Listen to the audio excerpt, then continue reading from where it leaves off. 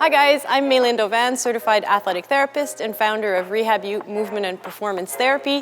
I'm going to talk about Good Morning the squat. So it's something we see a lot. I've had clients come to me with that problem when they start to get heavier into their squattings, or sometimes even not. Sometimes it's just a problem that comes up right away as soon as beginners start squatting, is Good Morning the squat. So what we're talking about in a Good Morning the squat is when you're at the bottom of the squat and the hips rise before the torso, so you end up in more of a good morning position. So we're going to have an example here with Frank doing a Good Morning the squat. So as he comes down, oftentimes the knees will pitch forward. So as he comes back, the hips will rise first, and then you end up doing a good morning. So this has a tendency to, one, limit your, you can put the bar back down, Frank, limit your squat potential, squat performance, strength potential, because it puts you in a good morning position, which really overloads the lower back. You're much less strong in that position. You also lose a lot of your hip drive because of the more upright hip position and leaned over torso position. So a lot of times people blame this, or you'll read a lot of articles that say if you're Good Morning the squat, it's because your quads are weaker relative to your posterior chain, and so you need to strengthen your quads, so use variations to strengthen the quads and work on it that way. Personally, I've seen a bit of a different story from my end. I had the chance to work recently with a powerlifter who was referred to me by my good friend Alex Babin, who had that similar problem. And after assessing him, I was like, his quads are not weak. So, he had the powerlifter build.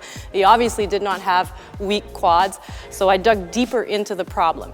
So one of the things that comes up that I find that I always look at first is how are the feet working in the ground. So if your feet are working properly and you create the proper torque in your feet in the ground, you're going to create the proper torque in your hips that's going to allow you to open up the hips and create space to come down.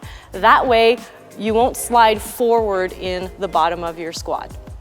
Okay, so that's the first thing, and we have other videos about foot activation, so we'll see that in another capsule. But first and foremost, what's going on at the feet? So if there's nothing happening at the feet to create torque at the hips, that's going to be a bit of a problem where near the bottom of the squat, it's going to become a sagittal plane motion, and the knees are going to come forward and the bar will start to slide forward. So as you come up, you're going to push the hips back. The other thing that I see is that it's often a sequencing thing. So as you saw when Frank did the squat earlier, if the knees pitch forward first, so if I'm standing to do a squat and my knees pitch forward first, they're going to be the quads are going to get stretched first. I'm going to end up near the bottom position with my barbell traveling forward a little bit.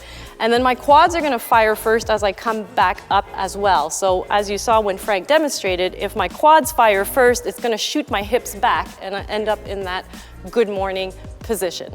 Okay, so that's more of a sequencing thing, oftentimes. Another problem I see with a squat is that people let the knees come forward too much because they try to keep their torso upright. Okay, so people are starting to misconceive the squat as needing to be done with a really upright torso. And if you're doing a low bar back squat, if you're back squatting for strength, you need hip drive. So you need a torso that's actually forward. Okay, so a lot of the times, those are the little problems that end up with the knees pitching forward too much, and then the knees firing first or the quads firing first, shooting your hips back and putting you into that good morning position. Okay, so one exercise I like to use a lot to correct that, because it works on the torque at the feet and because it works on driving the hips up from the bottom of the squat, is the Good Morning to squat.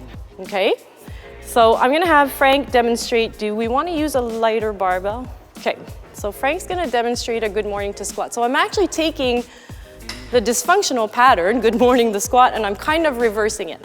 So what he's going to do is he's going to start with a good morning, and then he's going to grip the ground, screw the feet, bring the hips down, and then drive up from there. Okay?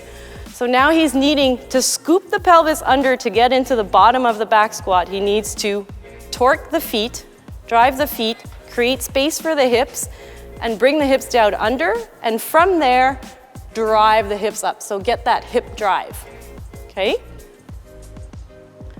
Now, I've seen a similar movement like this called a Cang Squat, where you do the good morning, the squat, and then lift the hips back up and good morning back up. So I don't use that variation for this particular issue, because what I really want to do is I want to get them into that bottom squat position, and then I don't want to take them back into a good morning position. I want to stay in that squat position and then drive up through the hips.